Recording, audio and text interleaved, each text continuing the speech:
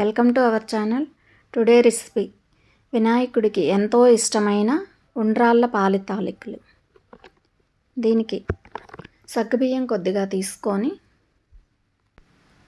కడిగి పక్క నుంచి కొద్దిగా నీళ్లు పోసి నాననివ్వాలి. ఈలోపు యాలకుల పొడి దంచుకొని పక్కన ఉంచాలి.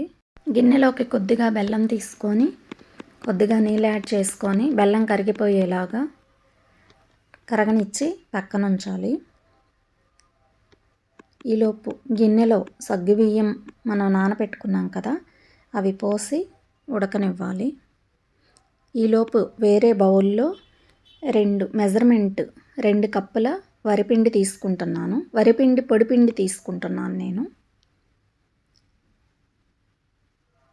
సగ్గుబియ్యం ఉడికించినప్పుడు వాటర్ వస్తుంది కదా, ఆ వాటర్ దీంట్లో వేసి కలుపుకుంటే జిగురు బాగా వస్తుంది. పాల తాలికలు పొడుగ్గా వస్తాయి, ఇరిగిపోకుండా ఉంటాయి. మధ్య మధ్యలో సగ్గుబియ్యం కదుపుకుంటూ పాలు పోసుకోవాలి.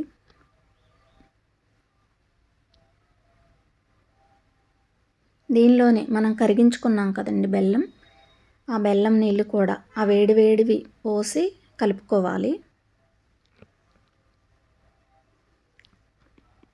బాగా కలుపుకొని ముద్దలాగా చేయాలి. ఇప్పుడు మనం పాల తాలికలు చేస్తున్నాం కదా, దానిలోకి ఈ బెల్లం కలుపుతున్నాం. కొద్దిగా ఇట్లా ముద్దగా చేసుకొని పక్కన ఉంచాలి. సగ్గుబియ్యం నీళ్ళు కొంచెం ఎక్కువగానే పోసుకుంటే విరిగిపోకుండా ఉంటాయి. చక్రాల గిద్దలకి నెయ్యి అప్లై చేసుకోవాలి.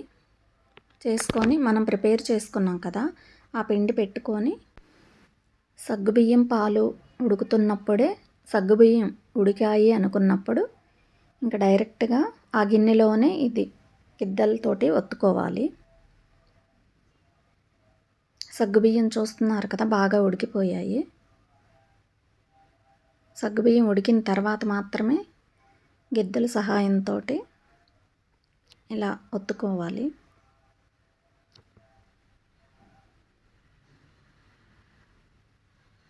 ఇలా ఒత్తుకున్న తర్వాత ఒక 10 మినిట్స్ అస్సలు కదిలించకుండా సిమ్లో ఉంచి అలా వదిలేయండి.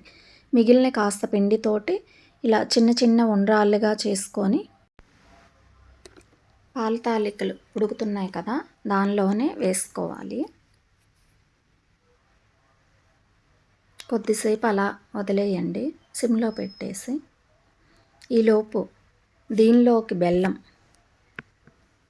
ఇప్పుడు మనం 2 కప్పుల వరిపిండి తీసుకున్నాం కదా, కప్పుకు వచ్చేసి 3/4 కప్పు బెల్లం అయితే సరిపోతుంది. 2 కప్పులు కాబట్టి నేను 1.5 కప్పు బెల్లం తీసుకున్నాను.